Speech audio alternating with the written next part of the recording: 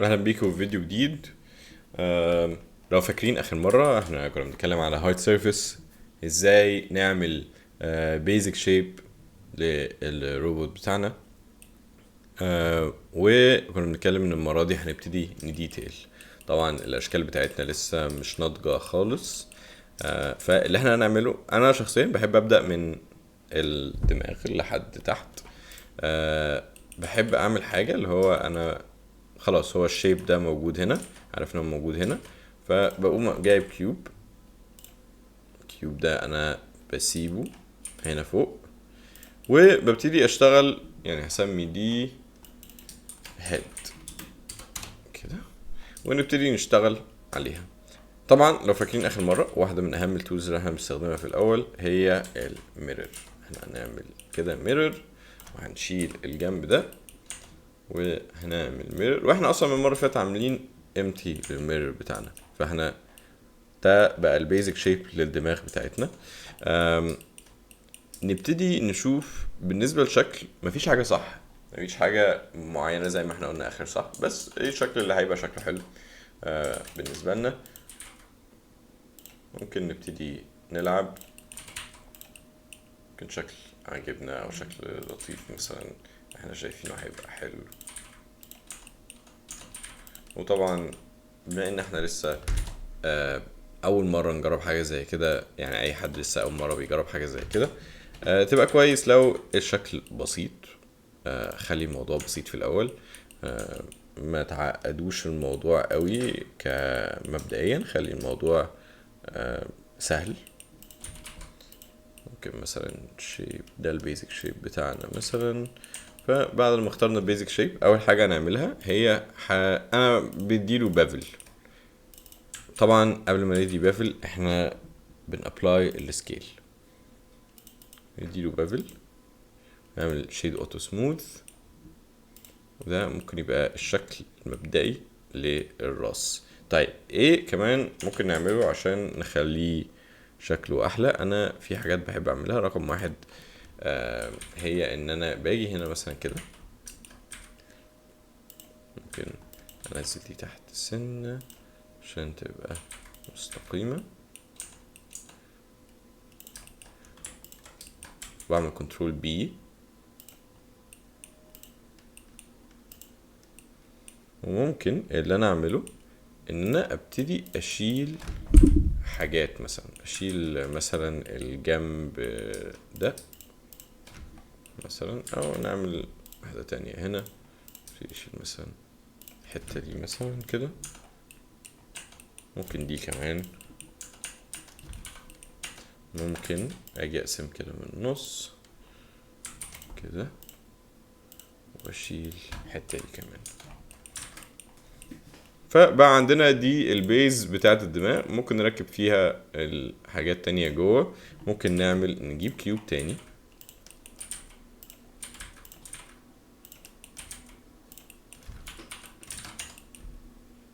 طبعا لازم نمرر،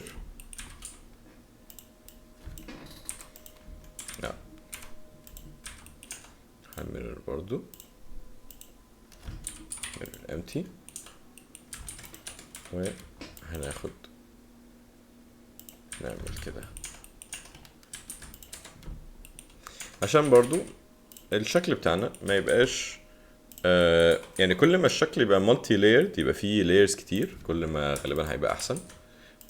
مش عايزين برضو حاجات ديتيلد قوي، بس برضو عايزين نعمل شكل يبقى شكله لطيف.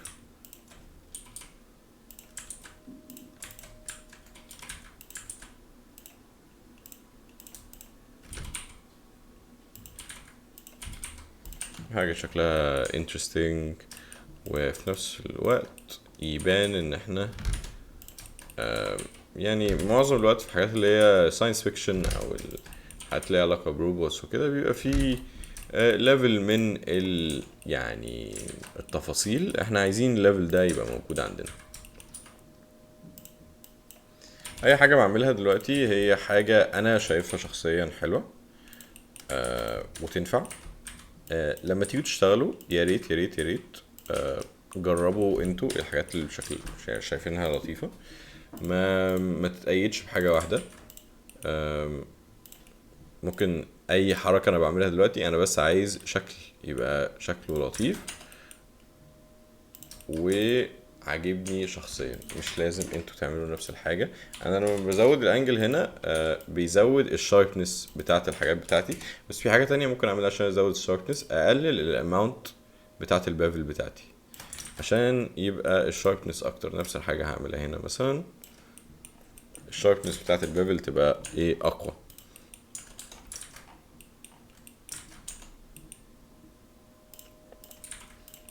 باجي هنا ممكن اكبر المنطقة دي. كل حاجة بنجربها هي حاجة اول مرة نعملها، يعني انا مش بادئ واللي هو عارف انا بالظبط هعمل ايه.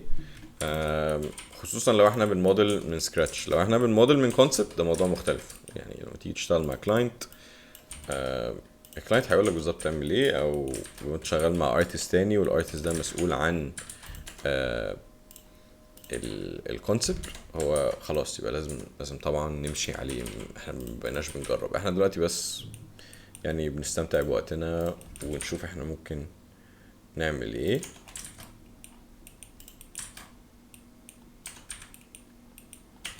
عشان افصل حاجة مثلا فوق الانتر شيفت انتر وفي فوق كده حاجة شبه الداش على الكيبورد، بندوس عليها ايه بتفصل الحاجة عن كل حاجة، فانا اقدر اعمل اكسترود لتحت، اي حاجة من تحت اقدر اشيلها كده.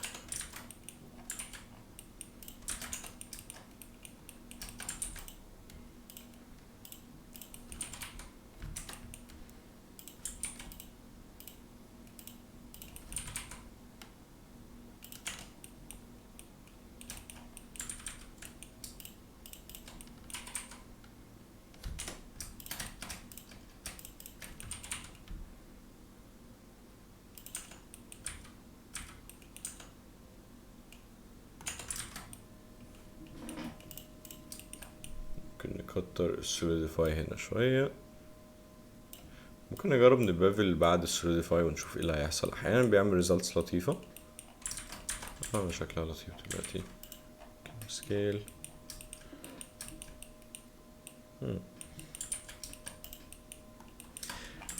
طيب احنا قلنا ان خلاص دي الفيس المبدئي او الشكل المبدئي اللي احنا عايزينه. طيب نبتدي بقى نشوف احنا هنعمل ايه كمان فيه. رقم واحد، اهم الحاجات في الهارد سيرفيس هي البوليانز. فاحنا اصلا عاملين كولكشن للبوليانز، فهنجرب مثلا نعمل بوليان هنا. انا بحب بعد لما اعمل شكل البوليان اعمل دوبليكيشن للكيوب بتاع البوليان. فباجي هنا خلاص ده معمول له بوليان، نعمله فاست لدلوقتي ونقوم حاطينه هنا. نجرب نعمل له اكزاكت. لما نعمل اكزاكت وتلاقي ان الشكل ده بيطلع لك، معناها ان في مشكله في التوبولوجي. فاللي احنا ممكن نعمله هو ان احنا نمسك الشكل ونبتدي. احنا اول حاجه طبعا محتاجين نعمله واير عشان نعرف نحركه براحتنا. احيانا بيبقى في مشاكل توبولوجي خصوصا لما نبقى حاطين بافل وكده. في حلول انضف واحسن بالنسبه للتوبولوجي، بس في الكيس ديت احنا بس عايزين نشوف شكل مبدئي. فاحنا هندوس فاست. هيحل لنا ايه المشكله، ونقوم مدخلين الكيوب اللي احنا عاملينه هنا اصلا، شايلين الفيس ده طلعينه بره شويه وعاملين ايه solidify. هتلاقوا ان الثيكنس احيانا لما بنعمل solidify كتير في حته وقليل في حته، لو عملت even thickness هيحل الموضوع. متنسوش وانتوا بتعملوا modifiers تابلاي السكيل، عشان السكيل من اكتر الحاجات اللي بتفرق في لما نيجي نابلاي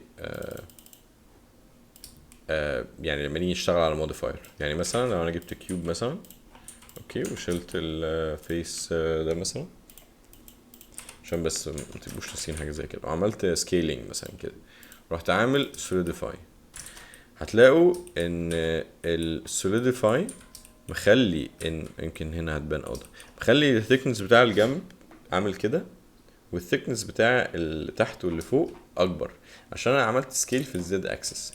لما جيت هنا عملت ابلاي للسكيل ظبطت خلاص اهو، بقى كلهم قد بعض. فده بيبقى مهم قوي قوي قوي.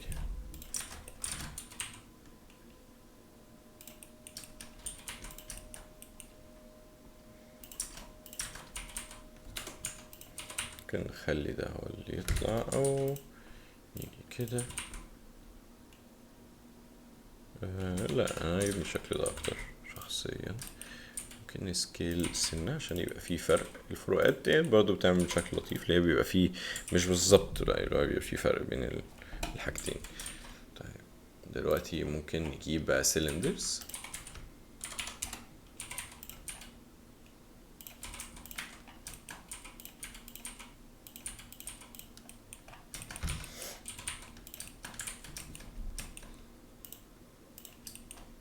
لا شيل اوتو سموث مش سموث على طول.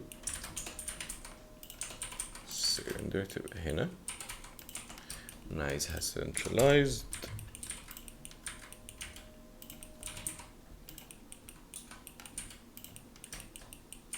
ممكن اكتر كمان،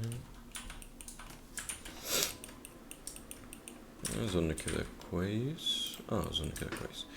بس في حاجات كتير قوي ممكن نعملها، عشان احنا برضو في الاول والاخر احنا مش بنعمل حاجة يعني مفهومة بالمعنى اللي هو محتاج يبقى بالظبط كل حاجة صح.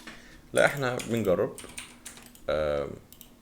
عشان دي ممكن تندرج تحت فكرة اللي هو انت بتعمل كونسبت من الاول. لو حد سمع عن كونسبت ارت، كأنك بتعمل كونسبت من الاول، والكونسبت ده انت بتقدمه. طبعا مش حاجة كويسة ان احنا نعمل كونسبت في 3D، تبقى احسن بكتير لو في 2D. بس احنا بس عايزين عادي، احنا بنلعب نتعلم، مش لازم يبقى شكله بيرفكت، احنا بس عايزين يطلع بشكل لطيف. يعني اللي عملناه دلوقتي ان احنا جبنا سيلندر وقسمناها اتنين، خلينا واحدة منهم معمول لها سوليديفاي، والتانية ايه كأنها العين بتاعته. يعني هنعمل كذا عين ليه. نجيب سيلندر،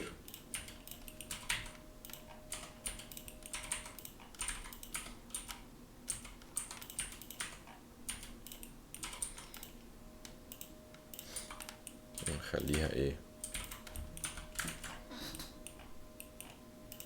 كده. ممكن برضو يعني في الحالة دي انا افضل ان انا اشيل دول، اشيل الجناب دي واتحكم فيه بالسوليديفاي اكتر. طيب نعمل كده عشان نعرف نشوف. نشيل اللي ورا واتحكم فيه بالسوليديفاي اكتر. ممكن نشيل برضو اللي جوه عشان اعرف في اي مرحلة لو انا عايز اقلل او اكتر الثيكنس، بدل ما احس اللي هو ان خلاص متأيد باللي انا عملته. لا انا ممكن في اي وقت اغيره.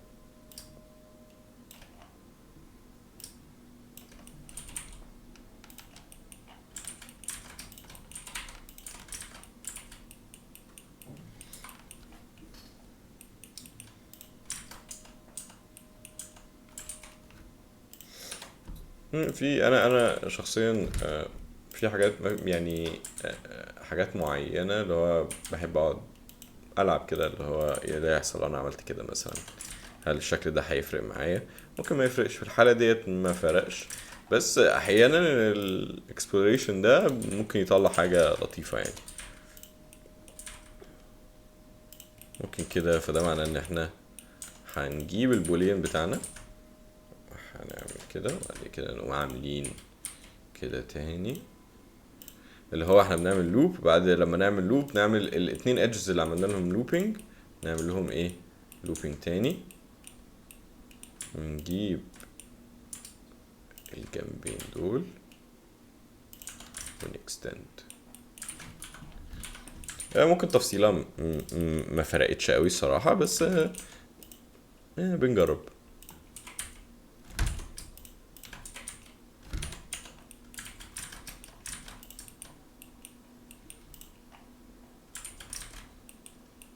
ممكن نقوم اخدين الشكل ده كله مثلا تاني وعاملينه كده.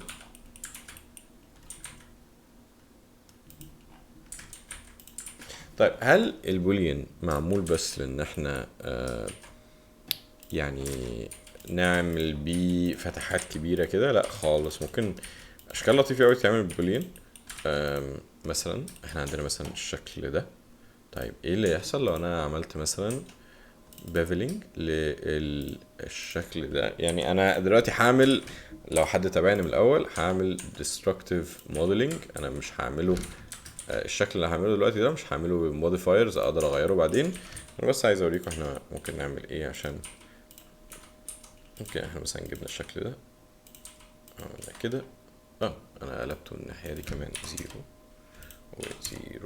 ايوه كده صح. ناخده كده. طبعا apply السكيل دايما. حتى هنا ما عنديش موديفاير بس apply السكيل احتياطي. هنمرر طبعا الشكل.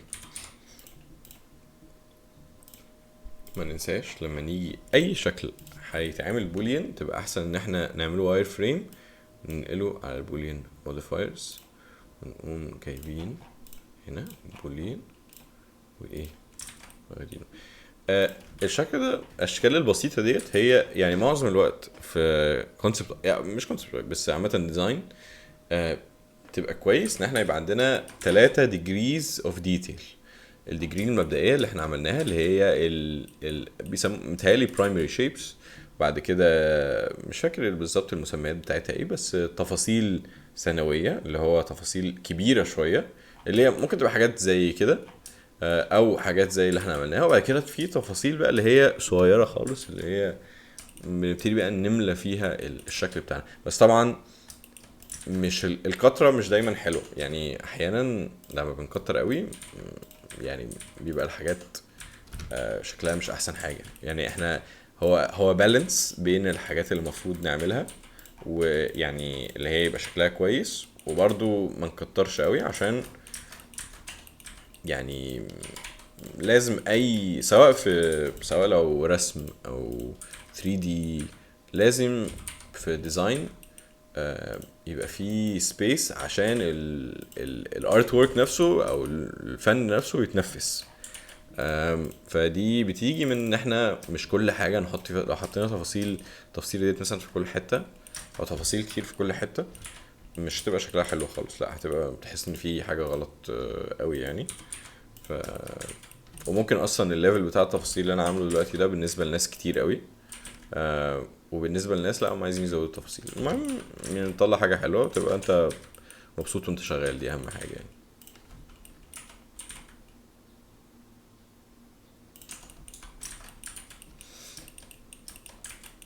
عملنا ميرور للشكل ده. دي كلها اشكال انا شخصيا بحب ازودها كده وانا شغال. احيانا بحب برضو اقعد اشيل. هل ايه اللي يحصل لو شلت مثلا المنطقه ديت؟ ايه اللي هيحصل؟ غالبا عادي، غالبا ممكن اعمل كده. ممكن اقوم extend ال ال الحته دي كده. شكلها لطيف.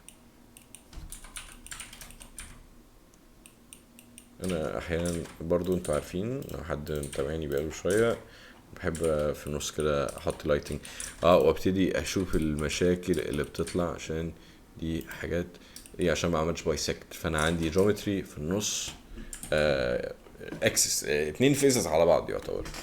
كل ده عشان ما اعملش بايسكتنج برضو مهم لما نيجي نشتغل على ايه، على حاجه زي كده. اوكي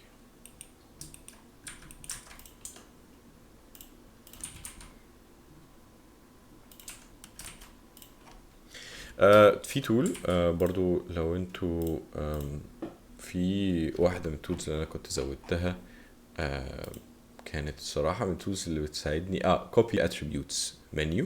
التول دي مهمة قوي. ليه؟ عشان انا مثلا عندي عملت مربع هنا، عايز انقله هنا بالظبط، او انقله جنب الاوريجن بوينت دي. بعمل خلاص انا اخترت اول واحد، تاني واحد كنترول سي كوبي لوكيشن، فهو عمل لي في اللوكيشن. بتسهل عليا وقت كتير قوي.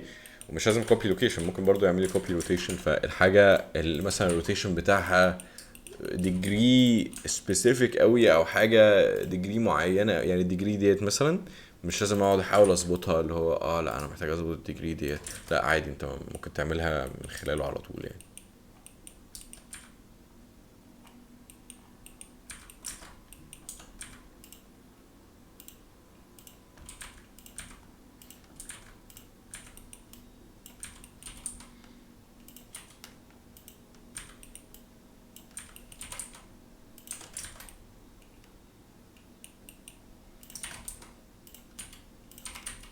ممكن برضو ناخد نفس الاشكال اللي احنا عاملينها ونطبقها في اماكن تانية.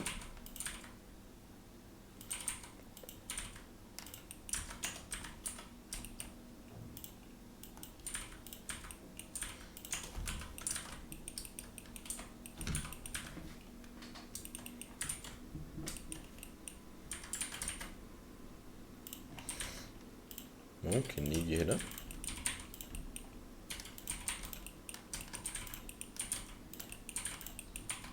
ونعمل بولين.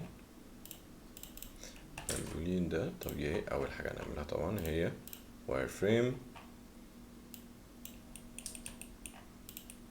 بمعنى ان احنا محتاجين object هنا copy location.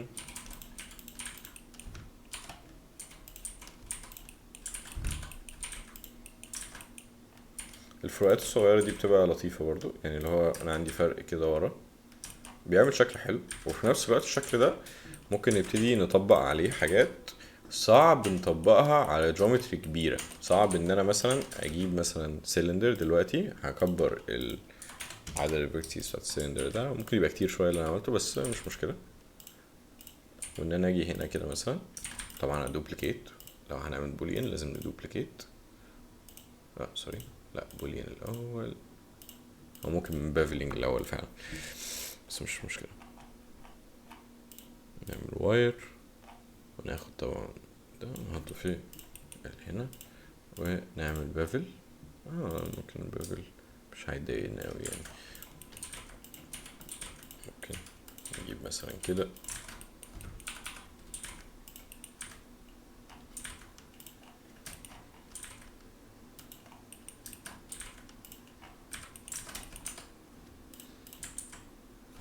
طبعا سكيل.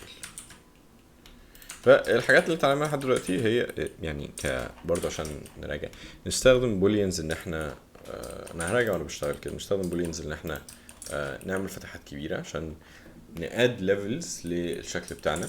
ازاي نستخدم بولينز برضو ان احنا نعمل زي تفاصيل صغيره ديت. التفاصيل دي ممكن برضو تبقى مثلا نجيب سلندر دي تيجي هنا كده كوبي لوكيشن بتاعها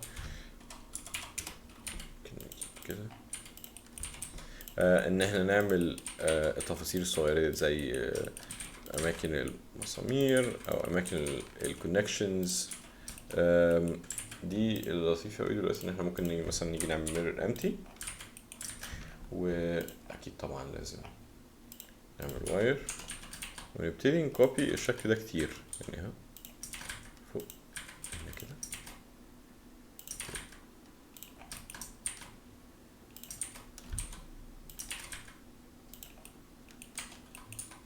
وبعد كده ايه نعمل بولين. لا انا عملت بولين على الشكل نفسه. طيب نعمله فاست عشان احنا برضو مش عايزين مشاكل توبولوجي دلوقتي، ما يعني احنا عايزين نعمل بس شكل كويس. تفصيلة بسيطة خلت الشكل لطيف يعني. كل الارتيفاكتس دي اللي هي الحاجات دي سهل تتحل بعدين.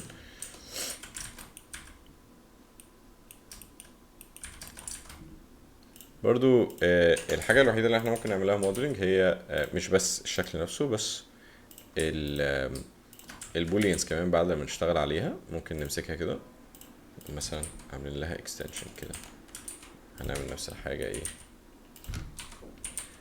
الشكل ده. فاحنا لو انتوا فكرتوا فيها هي التولز اللي بنشتغل بيها عشان نعمل هارد سيرفيس هي بافلينج، بولينز، و وريبيت. بافلينج وبولينز وان احنا نأدت في الجيومتري بنفسنا.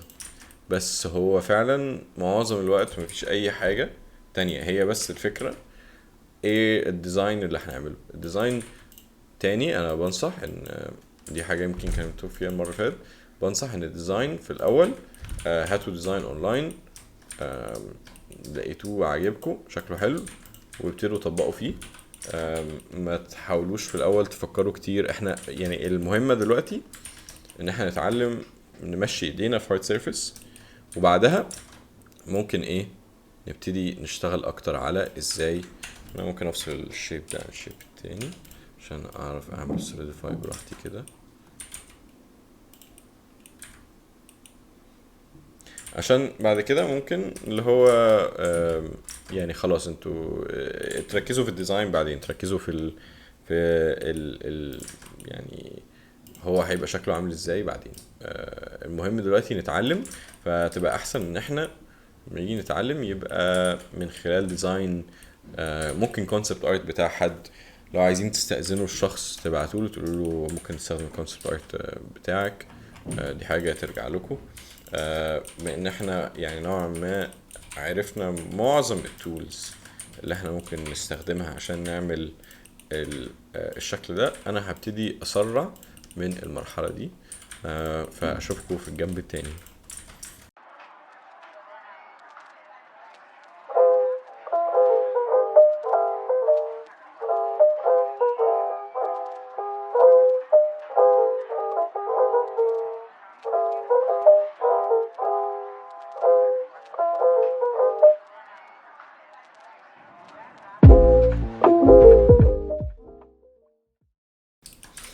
حاجه من الحاجات برضو اللي ممكن نستخدم منها بولينز بشكل لطيف هي ان انا مثلا عندي دلوقتي كيوب، والكيوب ده انا عايز اعمل بولين ان هو يعمل لي سيبريشن او زي فاصله بين الشكل.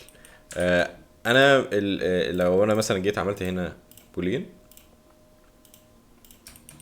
هو شال لي الشكل خالص. انا مش عايز كده، انا عايز بس فاصله بينه. فانا ممكن اعمل سوليديفاي. لو عملت سوليديفاي هو كانه بيعمل لي بيخلي ان السمك بتاع الشكل هو اللي بيعمل البولين.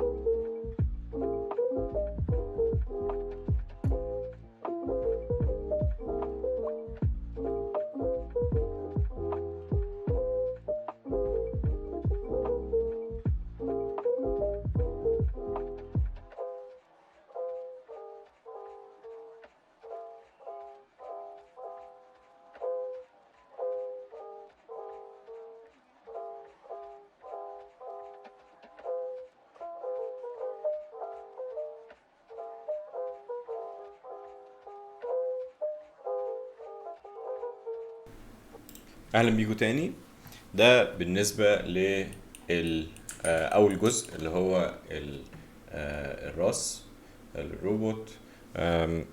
انا عارف ان هو ممكن يبان ان الموضوع صعب، بس بالنسبة للي احنا اتعلمناه اللي هو التول البافل البوليان الميرور، وان احنا نحرك الحاجات بمانيولي في يعني اديت مود، هي مفيش حاجه تانية بنعملها غير يمكن الكيرفز، برضو ان احنا نعمل كيرفز، بس هو مفيش حاجه تانية. يعني هي الاربع او الخمس حاجات دول بيتكرروا بشكل يعني مترتب عشان تطلع شكل كويس، عشان تطلع شكل ممكن نستخدمه بعد كده في انيميشن، ممكن نستخدمه بعد كده في ريندرينج. لما نيجي نفكر فيها احنا هنقعد نزود، يعني دي الراس هنزودها طبعا، هي هنصغرها عن كده، بس هنبتدي يعني نزود بقية الأجزاء واحدة واحدة. أنا تعمدت إن أول جزء يبقى جزء صغير بس، عشان في الأول إحنا بس بيبقى فيه صعوبة في إن إحنا نفهم البيزك كونسبت، وبعد كده خلاص يعني على الفترة الجاية هنعمل التورسو اللي هو الشيست اريا والدراعات، وبعد كده هيبقى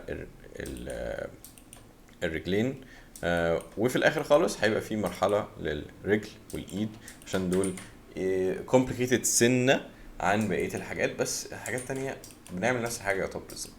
هي الفكره كلها زي ما قلت لكم في الديزاين، هنعمل ديزاين شكله حلو، هنلاقي ديزاين اونلاين وهنطبقه، المهم ان احنا نتعلم ازاي نعمل حاجه زي كده. وده بالنسبه لاول يعني جزء، وان شاء الله اشوفكم في الحلقه اللي جايه.